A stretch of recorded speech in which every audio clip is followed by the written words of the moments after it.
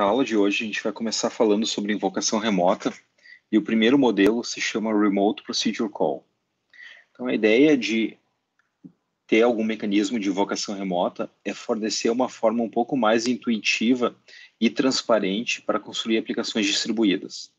Então, a ideia é estender esses modelos de comunicação convencionais de mais baixo nível e utilizar primitivas de mais alto nível. Tá? Existem diferentes modelos de invocação remota. Hoje a gente vai estar falando de RPC, Remote Procedure Call, ou chamada remota de procedimentos, e a gente vai ver um estudo de caso em Unix, de como ele funciona. Existem, claro, outros modelos, existem modelos mais orientados a objetos. Nesse caso a gente chama de RMI, Remote Method Invocation. A gente costumava ter uma aula sobre RMI, mas ela foi agora substituída por outros modelos mais atuais, por exemplo. A gente pode pensar em Web Services como uma forma de invocação remota também. E vai haver uma atividade prática nesse sentido de web service mais adiante. E a ideia é que esse fornecimento dessa forma mais intuitiva e transparente de comunicação, ela é provida através de um middleware. Tá? O middleware é uma camada de software que provê um modelo de programação abstraindo vários detalhes de implementação, como, por exemplo, a criação de processos de threads, detalhes de comunicação e outras coisas de mais baixo nível. Então, a gente vai ver que construindo aplicações usando RPC, a gente trabalha no nível muito mais alto de abstração e os detalhes em baixo nível eles ficam totalmente escondidos do programador. Eu vou tentar mostrar isso na aula de hoje. Então, eu começo essa aula falando sobre alguns aspectos importantes ou ideias que o middleware deveria fornecer. A gente discutiu em algumas aulas mais atrás aspectos interessantes que seriam apropriados uma biblioteca de comunicação fornecer. No mundo ideal, o que uma biblioteca de comunicação deveria fornecer. E um middleware, geralmente, ele provê alguns deles. Tá? Eu consigo destacar aqui, por exemplo, a transparência de acesso e de localização, tá? Que está relacionado a uma questão de uniformidade que a gente discutiu há algum tempo. Então, transparência de acesso e de localização é algo que me forneça o mesmo tipo de comportamento, tanto em termos de sintaxe como semântica, independente de eu estar executando procedimentos local numa mesma máquina ou remotos, onde o chamador está numa máquina e o chamado está em outra máquina. Eu gostaria que isso fosse transparente, tanto a forma como eu acesso, como a localização onde esse serviço está sendo chamado. Um outro aspecto interessante é a questão de flexibilidade, que a gente tinha falado também.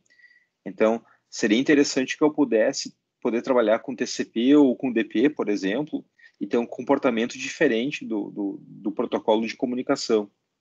Então, a gente vai ver que, por exemplo, quando a gente trabalha com chamada remota de procedimentos ou com invocação remota em geral, é possível que eu tenha em UDP uma semântica sem confiabilidade, por exemplo, mas que eu construa algumas garantias no nível de uma camada de software mais acima, por exemplo, no próprio middleware.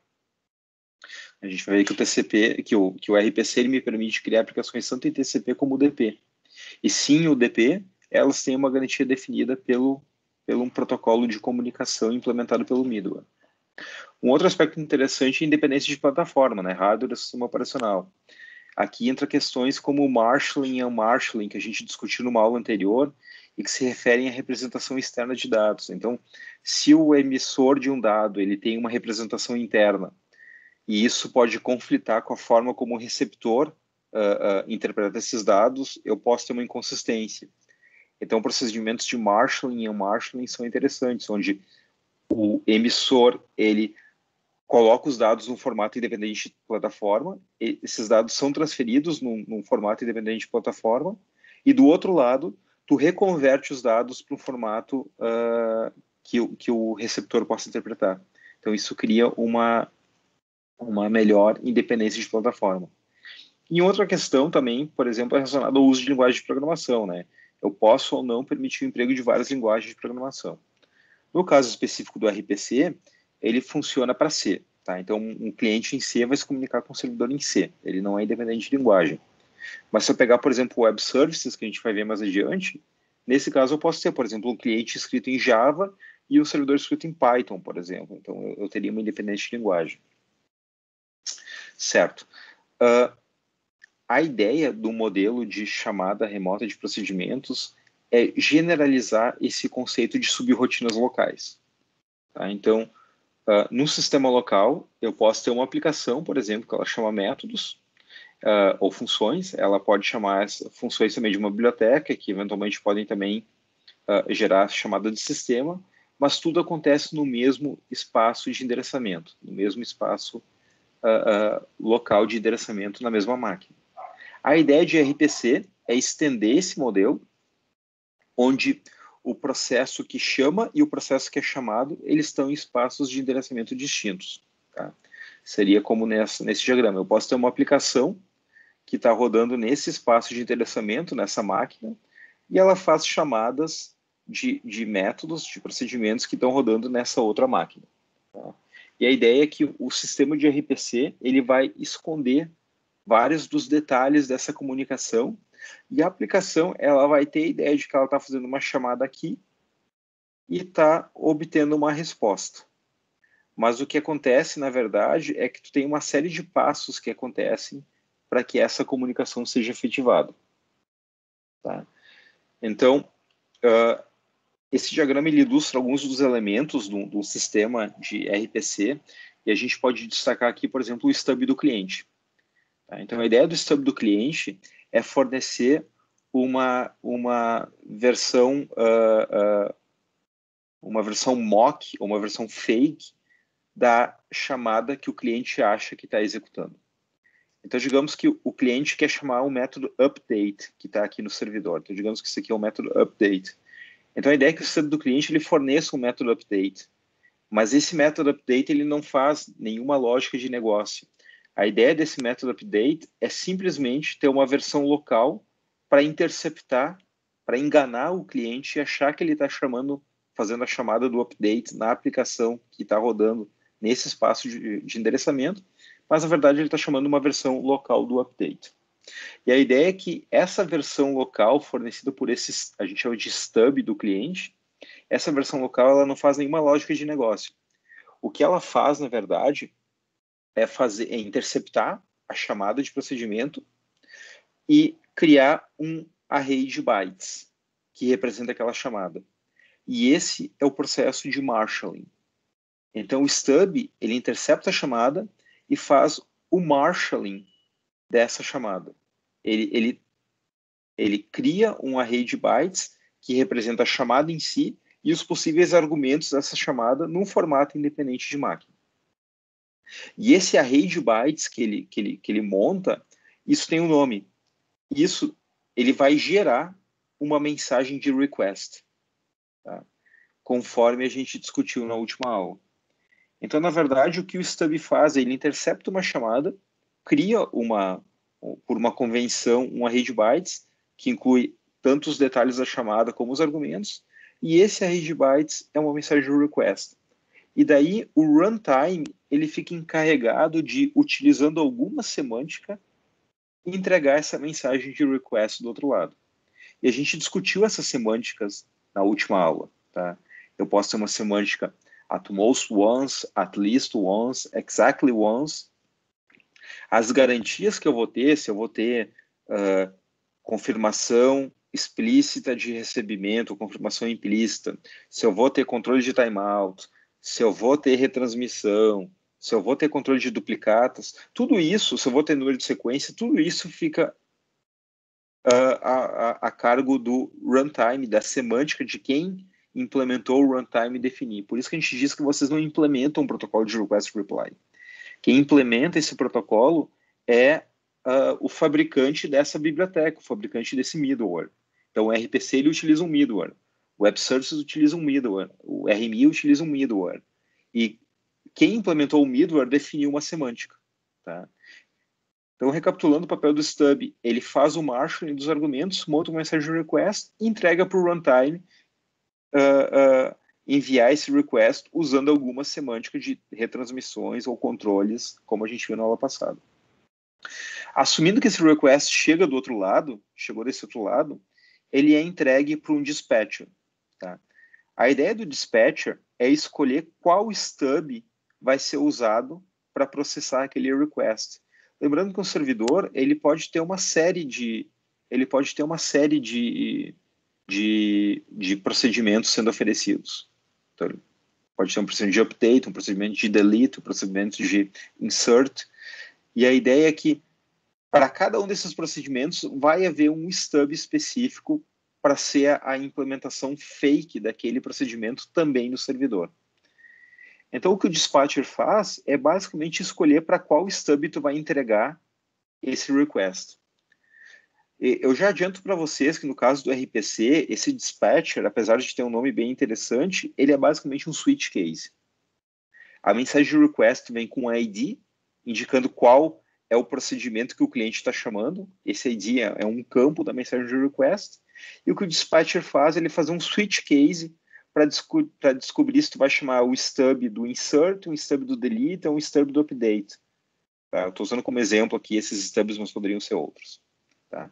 Mas uma vez que o dispatcher escolheu o stub, aí sim ele faz a desconstrução daquela mensagem de request, ou seja, ele faz o unmarshalling.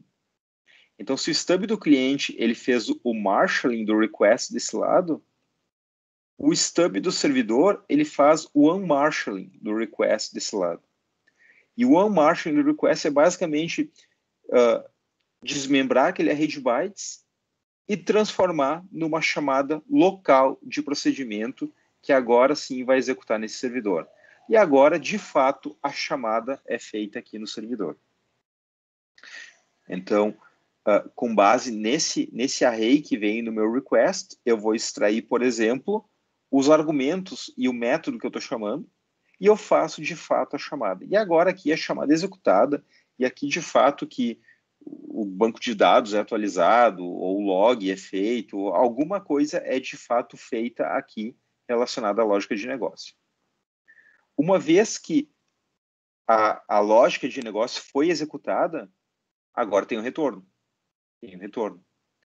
Então, é muito possível que essa chamada de procedimento ela tenha um return, tá? Um valor de retorno. Pode ser um long, um int, alguma coisa. Então, o que acontece é que esse valor de retorno ele é passado para o stub, e agora o stub ele vai fazer um processo bastante similar com o que aconteceu na ida. Ele vai pegar esse retorno, vai fazer um marshalling do retorno, e esse marshalling do retorno vai resultar uma mensagem de reply, que vai ser entregue para o middleware. Então, se antes na ida houve o marshalling do request, né, pelo stub do cliente, e quando esse request chegou aqui, ele foi feito o unmarshalling para fazer a chamada local, o que acontece na volta é que é feito um marshalling do reply, para poder gerar uma mensagem de reply. Então, esse marshalling, basicamente, ele monta também um array de bytes num formato independente de máquina, fazendo, por exemplo, o encoding do valor de retorno, do long, ou do int, ou do seja lá o que for. Monta uma mensagem de reply, e essa mensagem de reply, ela é eventualmente entregue para o stub do cliente. E, sem surpresa nenhuma, o que o stub do cliente vai fazer vai ser o unmarshalling do reply. Então, pegar esse array de bytes e extrair agora os campos e possivelmente converter para um formato local dessa máquina do cliente.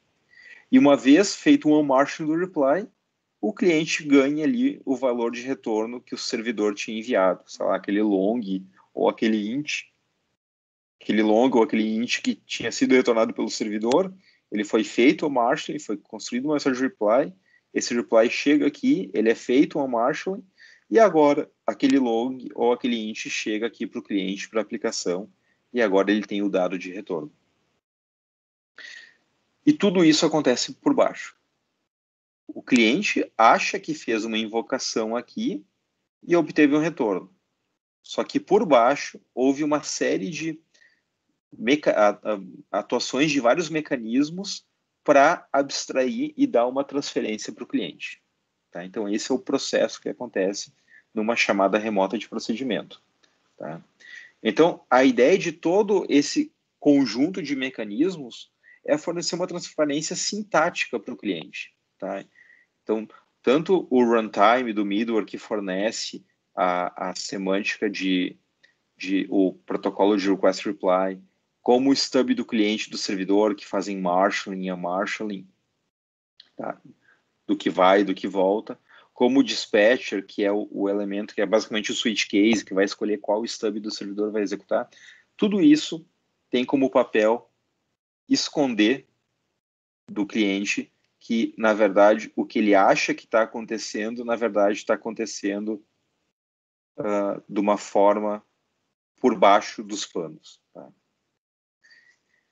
Bom, além disso, né, alguns outros detalhes, o middleware, ele, como eu falei, ele é responsável pela troca de mensagens entre cliente e servidor, então é papel do middleware implementar um protocolo da família Request Reply.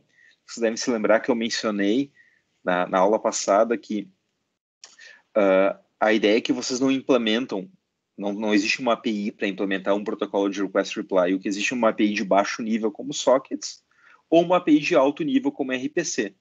Mas a questão do Request Reply, ela é implementada pelo fabricante, pela biblioteca, pelo provedor do middleware. Tá? Então, geralmente, se define, então, uma semântica de invocação, né? At least once, at most once, exactly once, né? Isso, geralmente, já vem pré-definido. E o middleware se encarrega de prover mecanismos. Então, se vai ter retransmissões, se vai ter confirmação de recebimento, ACS, né? Se vai ter timeout, se vai ter controle de duplicatas, número de sequência, isso é papel do middleware. Tá? E a ideia dos stubs é fornecer aquela implementação oca que eu falei. Então, tanto o cliente como o servidor tem uma implementação oca do procedimento. Né? Então, se eu voltar aqui, eu tinha dito que, por exemplo, se o cliente quer chamar o método update aqui no servidor, eu vou ter uma implementação oca do método update aqui e eu vou ter uma implementação oca do método update aqui. Mas é que essas implementações ocas, elas só servem para que o cliente ache que esteja chamando um método remoto, mas na verdade ele está chamando um método local. E ela só serve aqui para interfacear no servidor a chamada ao método que o servidor de fato está provendo. Mas não tem nenhuma lógica de negócio aqui. Não tem nenhuma lógica de negócio aqui. A ideia desses stubs é só auxiliar no processo de marshalling e unmarshalling. E a lógica de negócio está de fato implementada aqui. Tá? Então, a ideia dos stubs é a implementação oca, só servem para permitir a comunicação remota e não implementam a lógica de negócio do serviço. Tá? Bom, eu tenho mais alguns detalhes. Eu sei que eu já falei bastante naquela figura onde eu descrevi todo o processo, mas aqui eu só formalizo um pouco do que eu falei, né? Então, a ideia do stub do cliente é fazer o marshalling do request, né? Então, ele pega os argumentos que o cliente quer mandar para o servidor, ele pega a rotina que o cliente quer chamar no servidor, e ele faz o marshalling disso numa array de bytes, que é a mensagem de request. E daí, o cliente envia, né, o runtime que está do lado do cliente, envia essa requisição para o servidor, e ele vai ficar, então, bloqueado esperando a mensagem. Tá? Bloqueado no caso do RPC, por exemplo, que faz chamadas síncronas. Então, no caso, uma chamada remota, ela vai ficar bloqueado até que volte um retorno. Muito parecido com o que acontece com uma chamada local de procedimento. Né? O chamador invoca uma função e ele fica bloqueado até que a função execute e daí ele continua. Então, o cliente fica bloqueado. No servidor vai existir o dispatcher, que, como eu mencionei, nada mais é do que um switch case, que vai escolher qual stub deve ser executado. O stub vai fazer o unmarshalling dos argumentos e passar a chamada para o procedimento do servidor, que de fato vai fazer a execução da lógica de negócio. Uma vez executada a lógica de negócio, o stub do servidor vai fazer o marshalling do resultado, né? Se ele retornou um long ou um int, vai fazer um marshalling e criar uma mensagem de reply. E essa mensagem de reply, quando chegar no cliente, ele vai desbloquear e o cliente vai fazer o unmarshalling do reply e vai dar o retorno para a aplicação. E tudo isso acontece. Tá? E tudo isso acontece por baixo dos panos. Tá? Daí, parece bem interessante, né? É algo bem mais sofisticado do que a gente estava vindo, né? Bem mais alto nível. E uma pergunta que eu faço geralmente quando eu dou essa aula presencial é: quem é responsável por gerar todo esse código que vai fazer o trabalho sujo de vocês. Então, quem vai implementar esses marshalling, unmarshalling e dispatcher, e quem é que vai implementar todo esse trabalho sujo por baixo dos panos para que o programador só se preocupe em fazer uma invocação remota e obter um resultado? E a resposta depende. Tá? Depende. Tá? Então, boa parte desse aparato ele pode ser feito manualmente pelo programador, por exemplo, se o programador implementar os stubs, mas eu também posso gerar tudo isso de forma automática, tá? Baseado numa interface, baseado numa Interface Definition Language, que a gente vai ver em seguida. E a ideia é que, se eu definir o que eu preciso numa interface, eu consigo usar um compilador especial. Tá? A gente vai ver nessa aula de hoje que o compilador especial se chama RPCGen. Eu consigo usar o RPCGen para compilar essa interface e gerar código. Gerar código que vai ser depois compilado e linkado pelo programador. A ideia, em geral, é que se o programador for bom, ele consegue construir stubs mais eficientes, por exemplo. Esses stubs gerados automaticamente pelo compilador, eles não vão ter, por exemplo, alocação dinâmica. Então, se o programador for bom, talvez ele consiga fazer algo mais otimizado por baixo. Mas, em geral, essa habilidade de tu gerar automaticamente todos os detalhes, ela facilita muito a vida do programador. Certo. Vamos falar um pouquinho sobre essa questão de interfaces, então, tá? Várias linguagens de programação permitem que tu organize teu programa em módulos, né? E em particular, uma aplicação distribuída, ela é um conjunto de módulos que executam em várias máquinas e se comunicam entre si. E a ideia é que o uso de interfaces me permite controlar essas interações entre os módulos. O uso de interfaces me permite estabelecer um contrato entre módulos distribuídos e, através desse contrato, eu sei exatamente o que eles aceitam e o que eles geram, por exemplo. Tá? Então, existe uma série de vantagens de eu programar com interfaces e a gente discute isso aí geralmente em outras cadeiras, por exemplo, engenharia de software. Você deve ter visto que, por exemplo, uma ideia de usar interfaces é poder poder explicitar o que pode ser acessado e esconder o resto, né? Eu posso, por exemplo, numa interface, não disponibilizar uma série de métodos que eu não quero que sejam acessados externamente, mas disponibilizo alguns. Essa é uma ótima vantagem de interface, né? Nada a ver com redes, nada a ver com sistemas operacionais, mas é uma questão de engenharia de software. Uma outra questão relacionada a interfaces é que, por exemplo, se eu mantiver a mesma assinatura do método, eu posso mudar a implementação dos serviços, né? Desde que eu mantenha a interface exatamente igual, eu posso mudar os detalhes. Então, por exemplo, se eu tiver um método update, eu poderia, por exemplo, mudar a implementação desse método, desse serviço, desde que eu mantenha a interface igual. Então, como exemplo, eu poderia manter o método update e por baixo trocar um banco de dados Oracle por um Postgres, desde que eu mantenha a interface igual. E isso geralmente é ótimo, especialmente em aplicações distribuídas também, né? Não só claro, não só em aplicações distribuídas, mas especialmente em aplicações distribuídas, onde tu pode ter diferentes times trabalhando no cliente, no servidor, e essas mudanças podem acontecer. Então, tu ter a habilidade de controlar essas interações por interfaces é algo desejável. E tanto o RPC trabalha com interfaces, como o RMI, Remote Method Invocation, trabalha com interfaces, como o Web Services trabalha com interfaces. Então, interface é algo bastante comum em comunicação distribuída. Tá? Então, a ideia é que numa interface eu vou descrever então os procedimentos que podem ser acessados. Tá?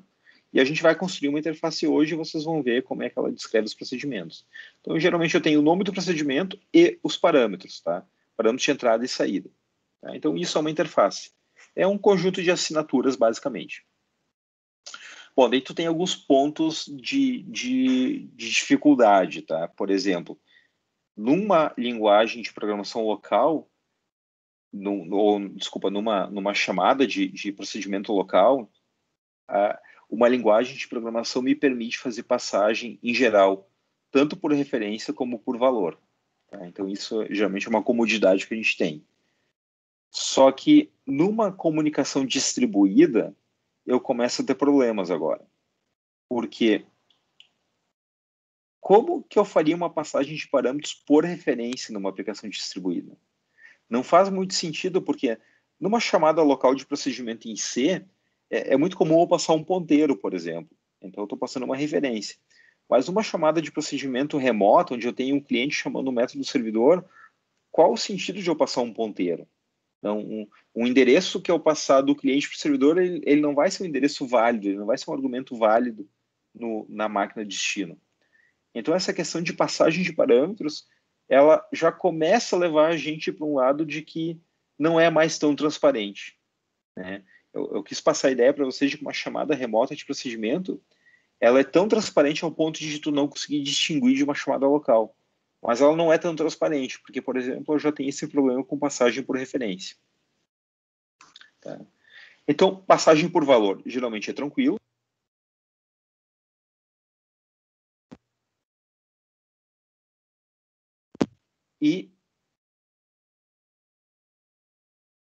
E numa passagem por referência, eu já começo a ter problemas.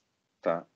Então, no caso, por exemplo, por valor seria tranquilo, os parâmetros seriam copiados e enviados para o servidor, não tem maiores problemas. No caso de passagem por referência, isso já não faz mais tanto sentido, porque não teria como o servidor ele referenciar endereços enviados pelo cliente.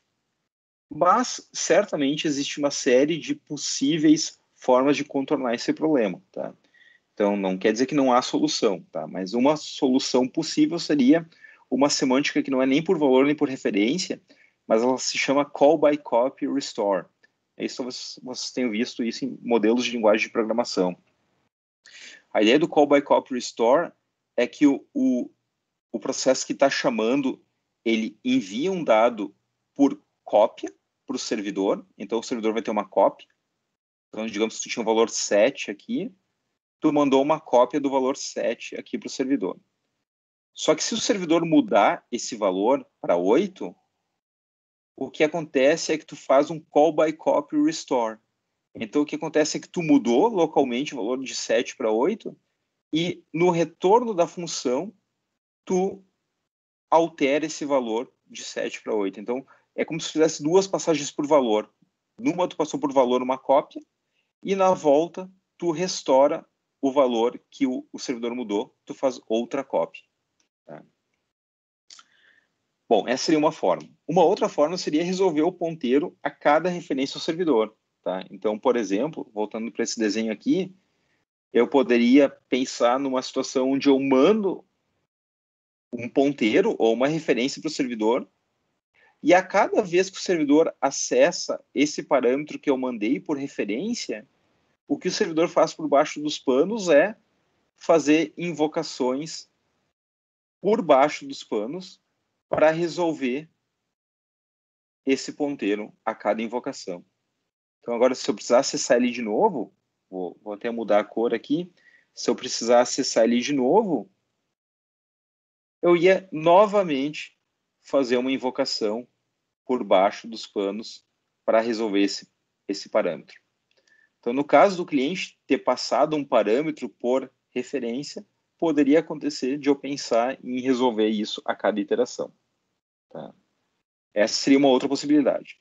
E ainda uma outra possibilidade, além dessas, seria, por exemplo, eu usar algum mecanismo de memória compartilhada distribuída que tente abstrair esses detalhes de comunicação. Então, conceitualmente, eu teria várias soluções possíveis. Tá? Mas tudo isso é para dizer que no caso do RPC, na prática, o que eu passo é fazer parâmetros de entrada e de saída que são passados por valor apenas. Tá? Então, eu discuti várias possibilidades aqui para dizer que no RPC os parâmetros são passados por valor. Tá? Mas eu acho interessante fazer esse comentário porque, por exemplo, no caso do Java, invocações remotas usando Java, chamada remota de procedimentos, eu consigo passar referências de um processo para outro processo remoto. E no caso de referências Java, ele chama de proxy. Quando eu passo um proxy por um processo remoto, e eu faço uma invocação nesse proxy, nessa referência, nesse ponteiro, o que acontece é que por baixo dos panos, o middleware troca as mensagens adicionais para resolver essas referências. Então, o Java, ele faz algo parecido com isso aqui. Ele resolve o proxy, ele resolve a referência a cada vez que eu tento fazer uma invocação naquele parâmetro. Mas no caso do C, no caso do RPC, a gente faz chamada por valor. Tá? Então, essa é a mensagem desse slide. Bom, no RPC eu tenho uma Interface Definition Language, uma IDL. Eu especifico os procedimentos e argumentos de entrada. Tá?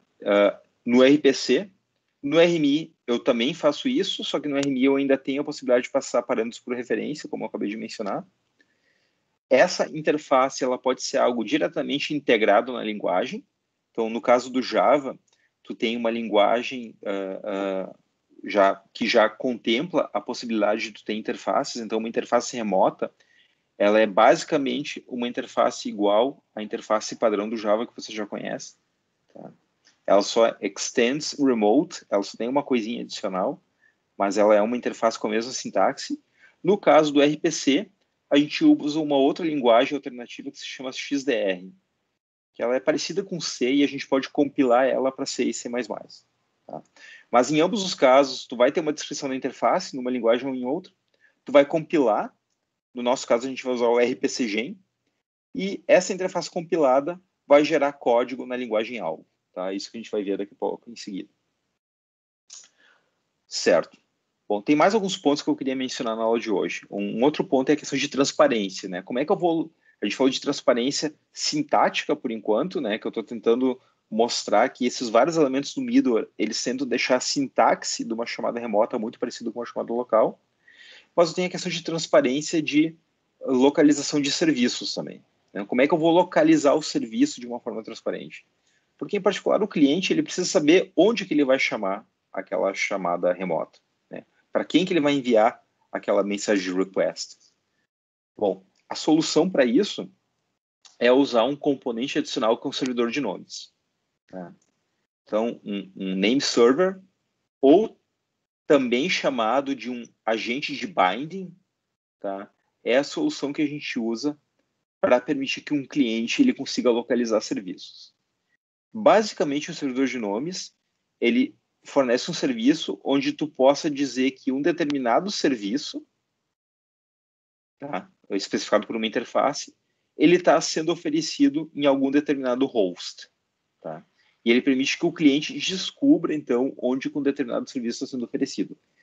Potencialmente, tu ainda pode definir um número de versão. Tá? Então, eu posso dizer assim, eu quero aquele serviço com a versão 2, ou aquele serviço com a versão 3. Tá?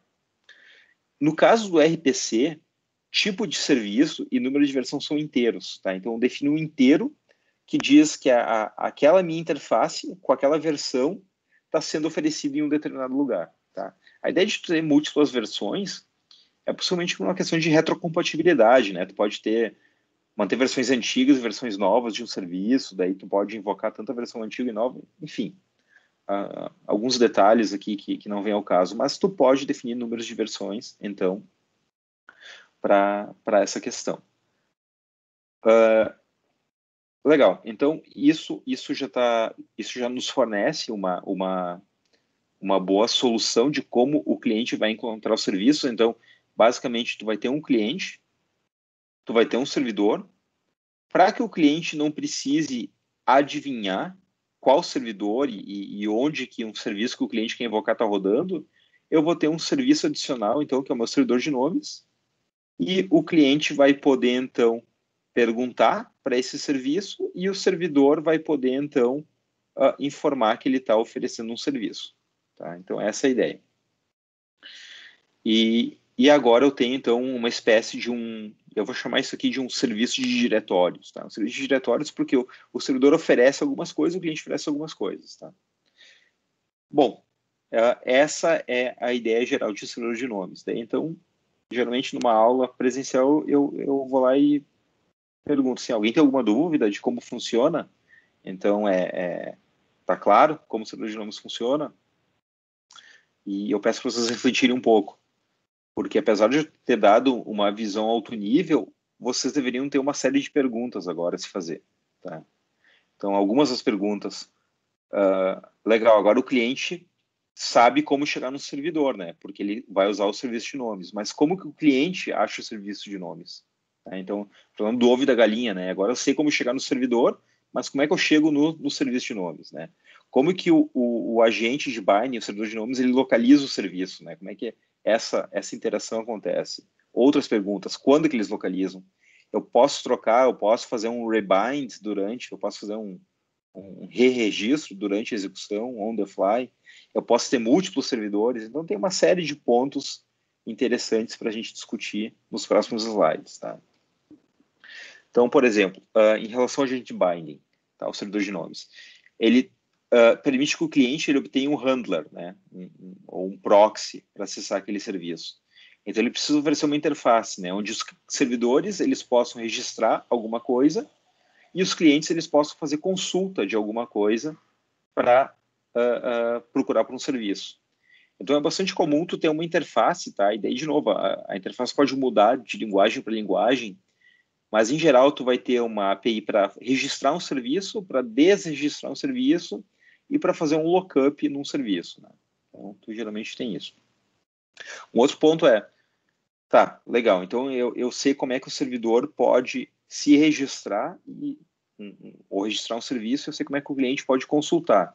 Mas como que o cliente descobre agora esse componente aqui? Bom, não tem mágica, tá? Então eu tenho algumas possibilidades. O cliente ele poderia conhecer o endereço fixo onde o serviço de diretório está rodando, ou o cliente poderia fazer um broadcasting na rede para tentar localizar o servidor de nomes, tá? E eu queria dizer assim que mesmo o endereço fixo, ele não é o fim do mundo, tá? Seria ruim se o cliente tivesse que conhecer o endereço de todos os servidores que potencialmente estão oferecendo o serviço. Isso é bastante complexo e deixa um acoplamento muito grande na tua aplicação. Agora, se o cliente só precisar conhecer o endereço de um servidor que fornece um diretório de serviços, essa opção ela não é tão ruim, tá? E ela, na verdade, ela é bastante usada na prática também, tá? Certo. Um outro ponto, quando que a localização é feita? Bom, eu posso pensar em diferentes pontos no tempo, né? Eu poderia fazer no tempo de compilação, tá? Esse eu não vou considerar, porque se eu tenho a localização feita em tempo de compilação, eu não tenho um serviço de binding. Eu não preciso de um serviço de binding, de um agente de binding. Eu posso simplesmente botar hardcoded no meu código, a localização dos serviços, e eu compilo e eu não preciso de nenhum tipo de localização. Então eu vou desconsiderar esse. Mas eu posso ter uma localização em tempo de inicialização do cliente, por exemplo. O cliente, ele, em algum momento no início, ali, no meio da aplicação, ele obtém, faz uma consulta para obter um handler aqui do serviço, e uma vez obtido o handler, ele agora tem eu vou chamar de handler ou de proxy, ele tem o handler para poder fazer as chamadas do servidor. Então ele obteve esse proxy, esse handler, no momento inicial, e agora o cliente pode fazer chamadas subsequentes ao servidor usando esse proxy que ele obteve. Então, ele armazenaria daí a resposta do agente binding numa cache e utilizaria, então, para fazer chamadas no servidor. Uma outra possibilidade é em tempo de execução da chamada. Então, a cada vez que o cliente quer acessar um serviço remoto, ele consulta o agente binding para obter um handler para fazer essa chamada. Uma desvantagem, uma vantagem, sim, é que, por exemplo, nesse modelo aqui de tempo de inicialização, onde o cliente só obtém o handler em algum momento inicial, o que pode acontecer é que se o serviço ele deixou de ser provido, ou ele passou a ser provido por um outro host, por exemplo, esse handler aqui pode ficar inválido. Tá? Então, talvez eu tenha conseguido usar esse handler uma vez, mas é quando eu vou tentar usar ele de novo para fazer uma invocação, ele já está inválido porque, por exemplo, o serviço ele foi re-registrado por um outro servidor e esse handler que o cliente obteve ele está inválido. Tá? Então, isso acontece, por exemplo, e eu teria que tratar, então, um possível código de erro nessa invocação, e as minhas rotinas de tratamento de exceção, tratamento de erro, elas precisariam, então, reconsultar o agente de binding e pegar um handler atualizado. Esse problema já não aconteceria aqui, né? Porque a cada chamada eu obteria o handler novamente e estaria sempre com o handler atualizado, ou saberia que não há handler para aquele serviço que eu estou querendo acessar. Tá? Eu sei que está um pouco alto nível a discussão, então a gente vai ver agora mais concretamente como é que o Unix faz. Né? Então o Unix tem um serviço chamado Port Mapper. Tá? O Port Mapper ele é o agente de binding o servidor de nomes do Unix. Ele sempre roda na porta 111. Tá? A ideia é que o Port Mapper ele é um serviço local. Tá? Então, num determinado servidor, se eu quiser registrar alguma aplicação, alguma interface, algum serviço, eu tenho que ter um Port Mapper local rodando. Tá? Então, o que ele faz é ele associa um número de programa, que é o inteiro, e o número de uma versão a uma porta. Tá? E ele registra esse serviço e ele fica agora rodando nesse serviço de diretórios. Tá?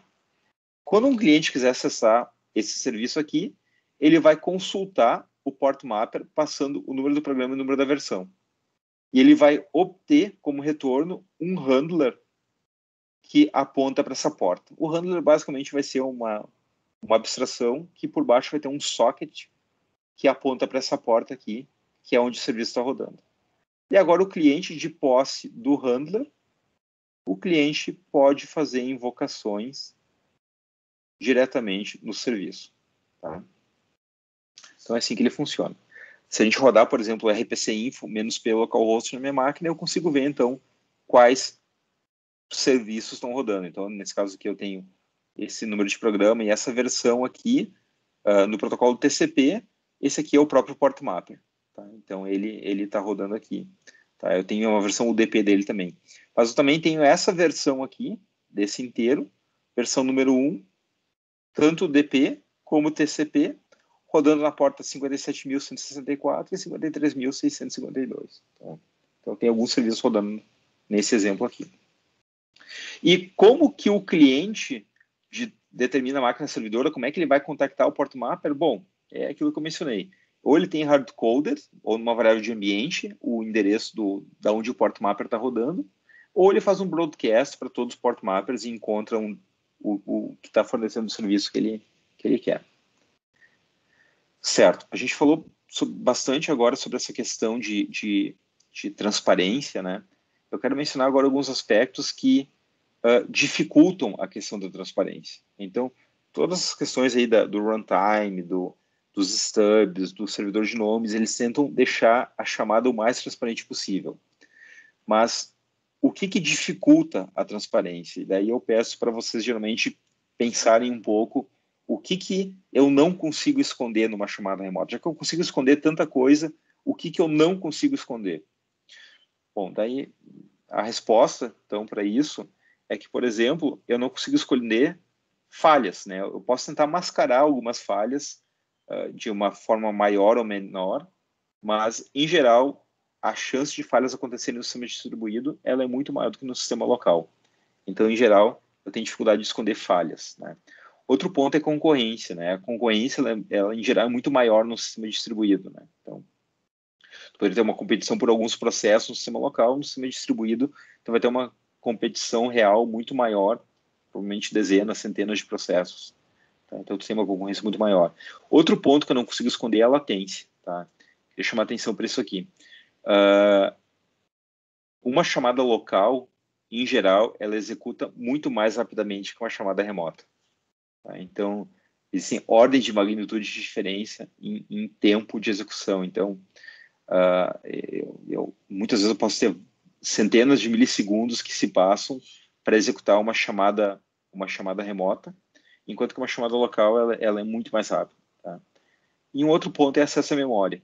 Tá? Então, voltando àquela questão de eu não ter acesso a parámetros globais ou, por exemplo, a passagem de parâmetros por referência. Então, algumas coisas que eu não consigo esconder. Então, a conclusão é que em RPC é fácil eu ter transparência sintática, ou quase uma transparência sintática, mas é difícil eu ter transparência semântica, tá? Então, eu não tenho variáveis globais, eu não tenho passagem por referência, eu tenho maior possibilidade de falhas, então a gente discutiu algumas questões de tentar mascarar essas falhas, mas nem sempre eu consigo. Eu tenho maior concorrência e eu tenho maior latência, né? Então, o tempo de execução ele é bastante sensível a atraso de redes. E daí eu queria chamar a atenção aqui que é difícil de esconder ou de dar a transparência semântica completa. Mas a pergunta é, será que é desejável realmente esconder completamente que se trata de uma comunicação remota? Eu vou responder isso aqui com um exemplo, tá? Então, a gente pode pensar num programador que entrou ali para fazer um estágio numa empresa e ele ganhou um framework para trabalhar com aquele framework e fazer invocações. Só que ele não sabe se está fazendo invocações locais ou remotas, porque é totalmente transparente para ele.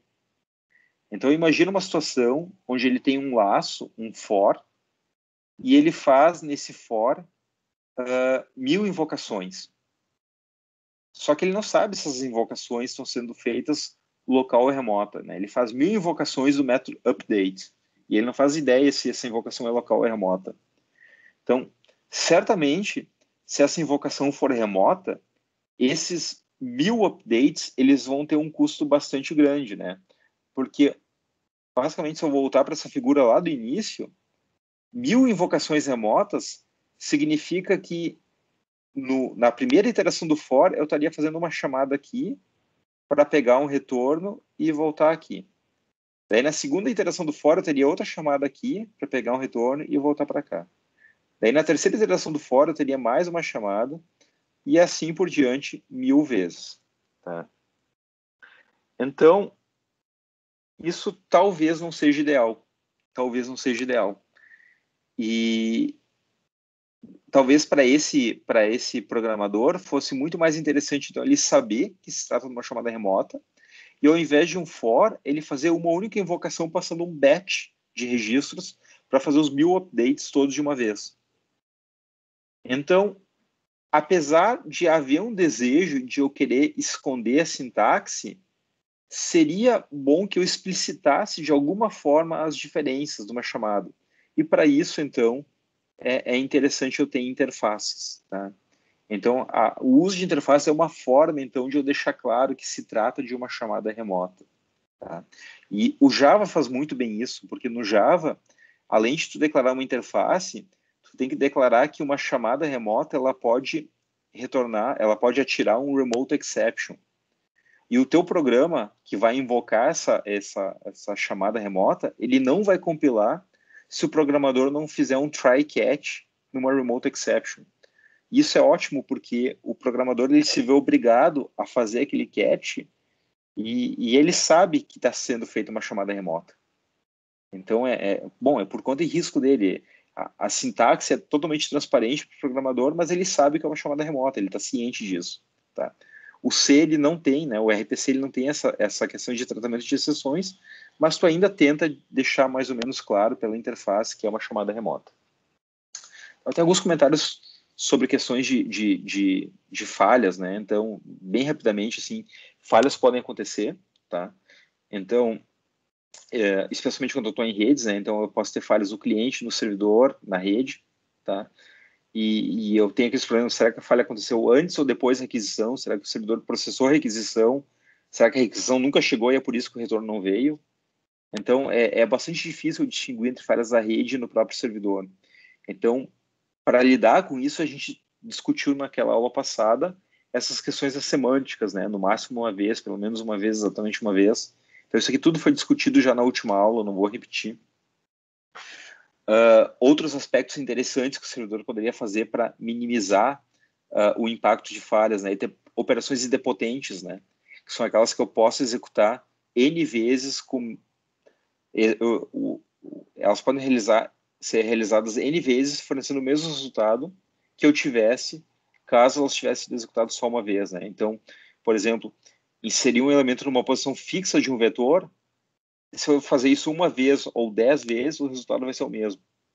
Mas fazer creditar ou debitar um valor numa conta corrente, certamente não é idempotente, né? Ou então inserir um elemento no final de uma lista também não é idempotente, né? Mas inserir um elemento num conjunto, porque o conjunto não tem duplicatas, se eu fazer ele uma vez ou 10 vezes, é idempotente. Então, teria uma série de operações idempotentes ou não idempotentes, e, em geral, essas operações idempotentes, elas simplificam a execução de serviços remotos em caso de falhas, porque elas podem ser reexecutadas. Né?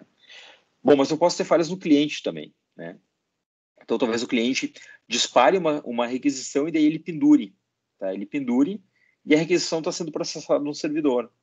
Tá, mas daí quando ela voltar, o que eu vou fazer?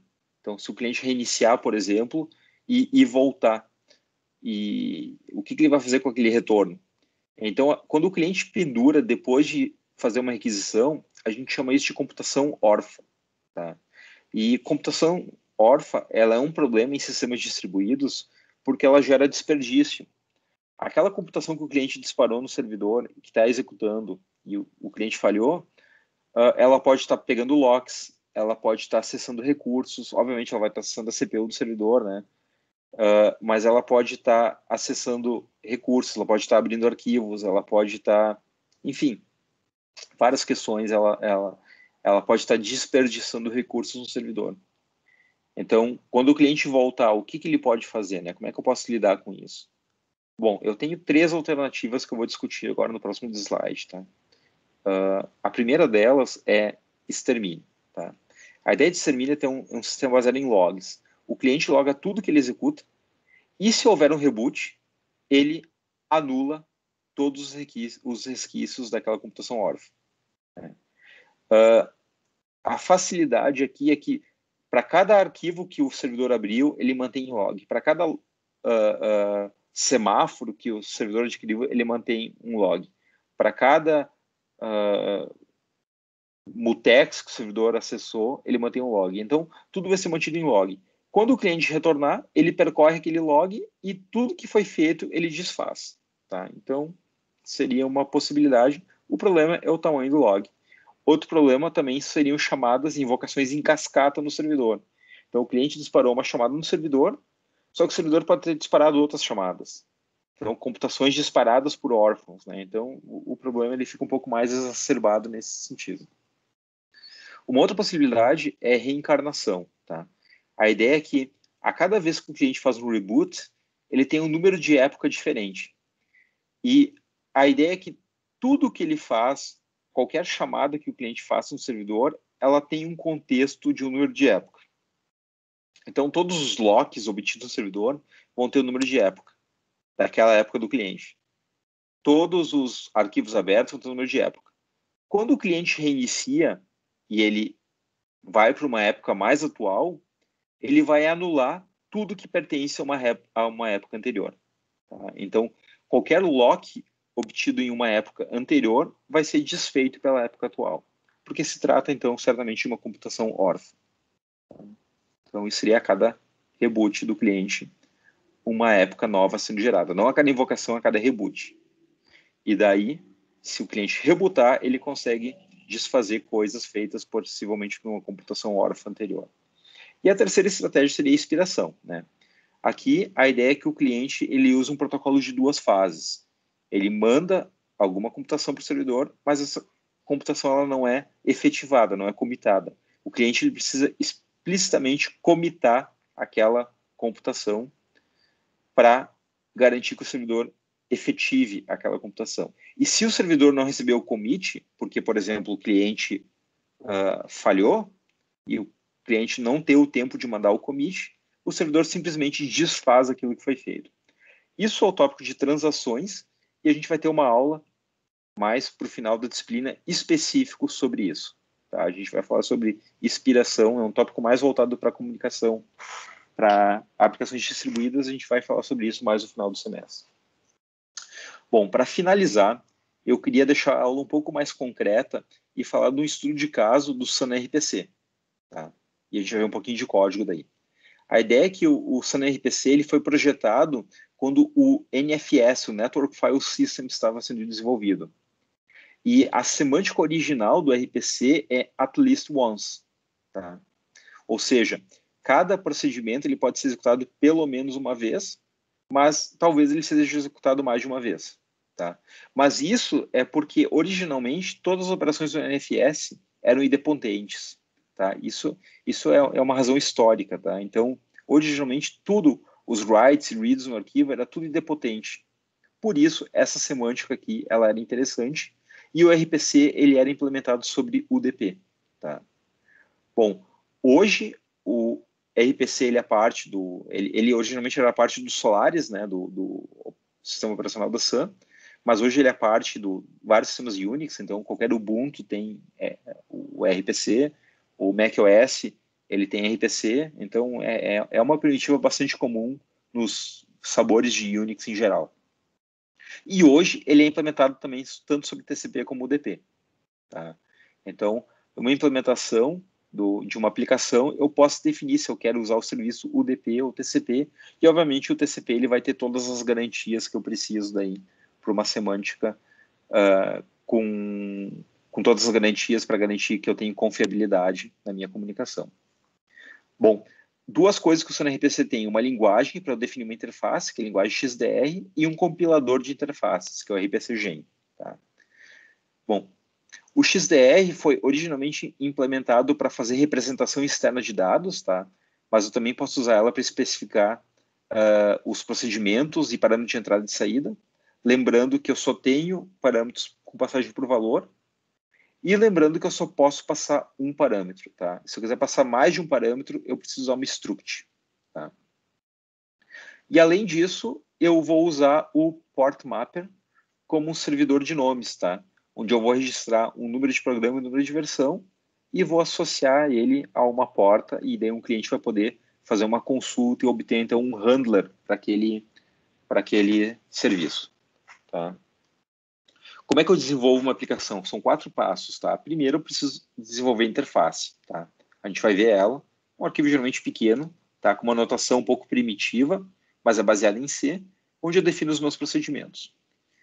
Bom, daí eu vou compilar a interface usando o RPCGen. Tá? Eu vou mostrar isso. E a gente vai gerar uma série de arquivos, tá? Todos automaticamente. Vou gerar o stub do cliente, stub do servidor, as rotinas de XDR, né, que são aquelas que fazem marshalling e unmarshalling, e um arquivo de cabeçalhos. Tá? E eu vou depois escrever o meu programa cliente, a lógica do meu cliente, mas a lógica do cliente é bastante simples, tá? E eu vou compilar e fazer o link junto com esses arquivos gerados. E daí eu vou escrever o programa servidor, tá?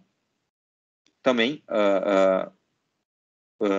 a lógica do servidor, que é bastante simples, daí vou compilar e fazer o link junto com os arquivos gerados, e vou ter o executável cliente e o executável servidor.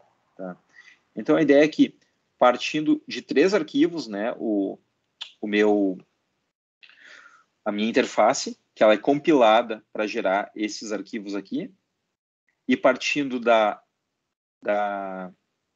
lógica do servidor e da lógica do cliente, eu vou gerar, então, 2 executáveis, o servidor e o cliente, que eu vou botar para rodar na minha máquina, no localhost, mas eu vou poder fazer chamadas remotas de procedimento. Tá? Então, eu queria rapidamente dar uma olhada no código, tá?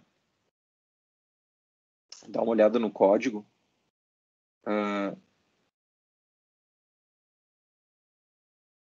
Do cliente e do servidor, e depois a gente faz uma execução. Tá? Então, essa aqui é uma interface definida nessa linguagem XDR, tá? É o arquivo avg.x. Tá? Eu só vou explicitar que esse meu exemplo que eu vou demonstrar agora, ele vai calcular a média de alguns números. Vai ser um servidor que recebe alguns números, calcula a média e devolve a média para o cliente. É só isso. Tá? E por isso ele está oferecendo uma função que se chama average. Ela recebe um input data, que na verdade é um array de double, e devolve um double. Tá? E a forma como eu estou disponibilizando essa função, eu estou definindo um programa e uma versão. Então essa função average, que é a única coisa que o meu servidor fornece, ela está dentro de um programa e dentro de uma versão, usando essa notação aqui. Em particular, eu atribuo um número ao meu programa, que é esse número 1, 2, 3, 4, 5, 6, e eu atribuo uma versão ao meu programa, que é essa versão 1. Tá? E a única rotina fornecida ela também tem um valor 1 aqui. Tá? Então, esses números igual a 1, igual a 1 e igual a 1, 2, 3, 4, 5, 6 são números necessários que vão ser usados pelo middleware. Tá? Em particular, esse número 1 aqui é o que o dispatcher vai usar para fazer aquele switch case para descobrir qual função deveria chamar. Se eu tivesse mais de uma função aqui, a segunda função teria o número 2, a terceira função teria o número 3, assim por diante. Tá? Então, cada função teria um número e eu tenho um programa e uma versão. Tá? Bom, essa é a assinatura do que eu preciso. Eu quero receber um array de double e quero devolver um double. O que é a lógica do servidor? Bom, a lógica do servidor está aqui. É basicamente isso. Tá? É algo extremamente simples. Tá? O que a gente tem que olhar aqui é essa função aqui. Essa função aqui ela tem o nome average underscore 1. Então, esse underscore 1 ele é uma necessidade, mas nota que não vai ser tão transparente para o programador, mas é muito transparente. Tá? Então, esse underscore 1 tem a ver com o número aquele número que eu atribuí ao lado da definição na interface. Tá? Então, eu preciso de alguns detalhes que vão acabar dando a entender para o programador que, opa, isso aqui não é uma chamada local, né? Eu recebi aqui também, além do parâmetro especificado na rotina, eu também recebi um handler aqui, mas enfim, é muito parecido com uma chamada local, apesar de alguns detalhes. E o que essa rotina faz aqui é basicamente pegar aquele arranjo, ela faz uma soma, ele faz esse for aqui do tamanho do arranjo, ela soma os elementos nesse acumulador aqui, e daí divide o acumulador pelo tamanho do arranjo, pelo data length, e daí tu tem a média, que é basicamente como a gente calcula a média, né? E daí eu retorno a média. E esse aqui é basicamente o meu servidor.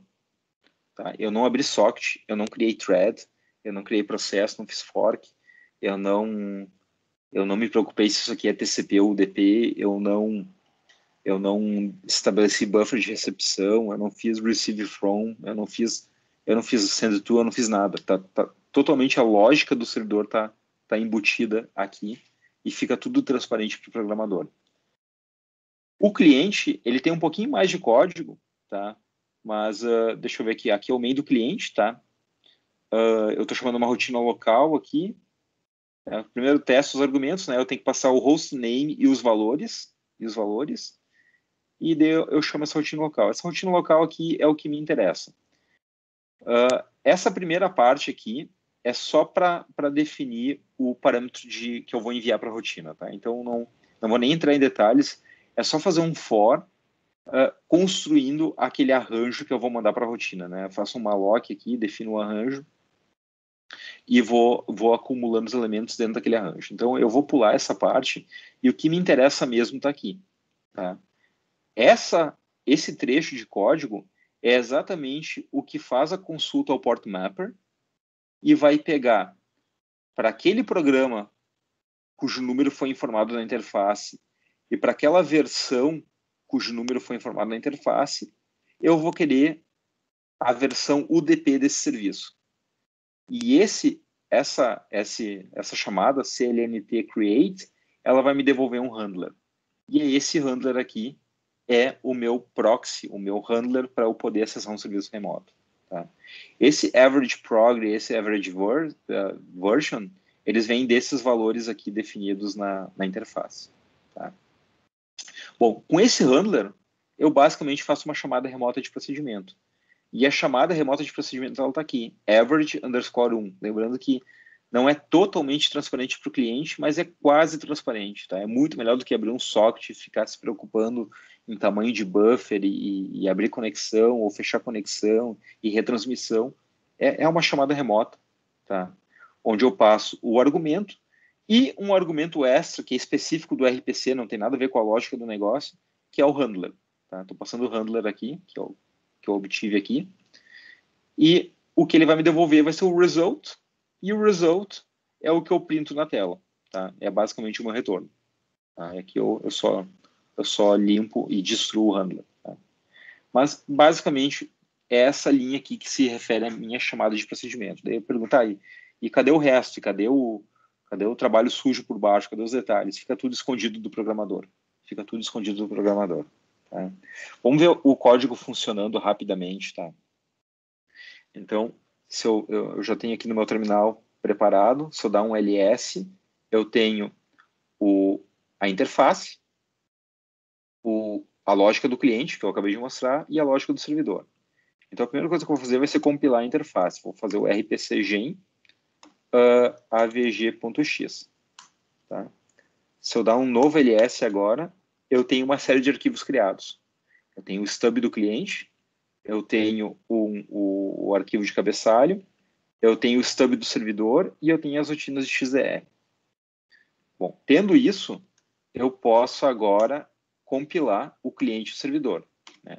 gcc-o, server, essa linha de comando eu deixei no slide, vai ser o server.c, vai ser o stub do servidor e vai ser as rotinas de XDR. Tá? Menos LRPC-SVC. Tá? Compilei o servidor. Vou compilar o cliente também. GCC -o client. Vou gerar um executável cliente. Vou gerar um executável cliente. Vai ser o client.c. Agora eu vou passar o stub do cliente. As rotinas de XDR também. E menos LRPC-SVC. Tá? E eu tive um warning, mas tudo bem. Tá? Vou limpar aqui. Certo, agora nesse terminal eu vou disparar o servidor. Em princípio ele está rodando. Eu vou dar um rpc info -p localhost para ver se o serviço está rodando. E eu consigo ver sim que eu tenho uma série de serviços rodando no meu port mapper local. Entre eles o serviço 1234566 versão 1, tanto o DP como o 123456 versão 1 TCP, um rodando na porta 34411 e o outro na 47319. Tá? Esse serviço 123456 é o serviço que está na minha interface. Né? Então, se eu olhar na minha interface, era esse serviço que eu tinha registrado aqui. Tá? Certo, então, em princípio, eu estou pronto para fazer uma chamada no servidor. Então, se eu chamar um ./client e passar, eu preciso indicar onde o servidor está rodando. Ele está rodando no meu localhost, mas poderia ser em outra máquina. E ele vai calcular a média de alguns números que eu passar. Então, se eu passar o número 10, 20 e 30, então ele vai calcular a média desses três números e a média é 20, né? O double, que é 20.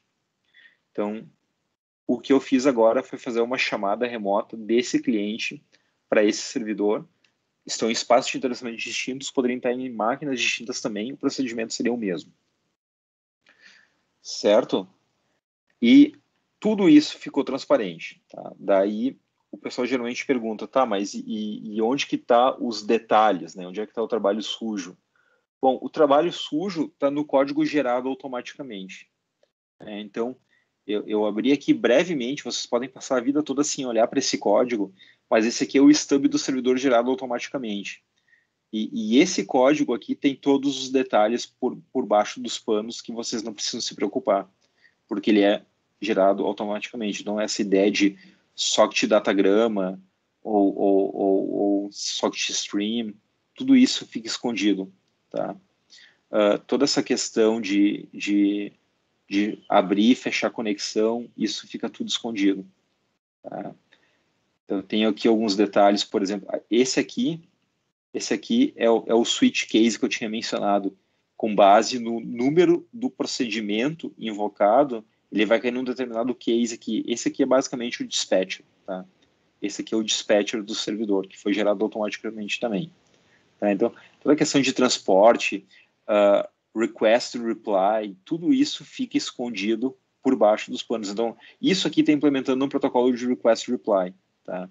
Então, send reply, como eu havia mencionado, vocês não têm uma API para trabalhar com isso, isso é implementado automaticamente por baixo. Tá? Então, as chamadas aqui por baixo dos panos, que mais eu tenho aqui? Transporte, vários detalhes, né? O socket aqui, né? O socket address, né? Aquela bem difícil de trabalhar com isso em baixo nível, né? Então tudo isso fica totalmente transparente. A minha aplicação cliente-servidor não tem nada disso, né? Aqui, ó, a FNet, né? Para dedicar o address family, o socket, size, né? RPC. Tudo isso ficou escondido. Se eu voltar para o meu cliente no meu servidor, não tem nada desses detalhes. Ficou tudo totalmente transparente, né? Então aqui um fork que eu vou criar para tratar as chamadas. O que mais tem aqui, né? O NSOC, os close, os detalhes aqui de implementação, né? Os create SOC, SOC diagram, enfim, SOC stream, todos esses detalhes. Então eu vou até fechar esse arquivo, eu não preciso nunca mais olhar para ele na vida. Tudo isso foi gerado a partir dessa interface automaticamente. E o meu cliente, meu servidor, não conhece esses detalhes. Tá? Então, esse foi o exemplo, então, de execução do SunRPC, para ficar um pouco mais concreto, né? Então, no final, eu tinha, então, um executável cliente, né? Baseado nessa compilação e linkagem desses arquivos, um outro executável, né? Um outro processo servidor, baseado na compilação e linkagem desses arquivos, e eu tenho dois processos que poderiam estar rodando em máquinas diferentes. Bom, então esse era o material que eu tinha para hoje, tá? Um material para estudo, e eu vou encerrar.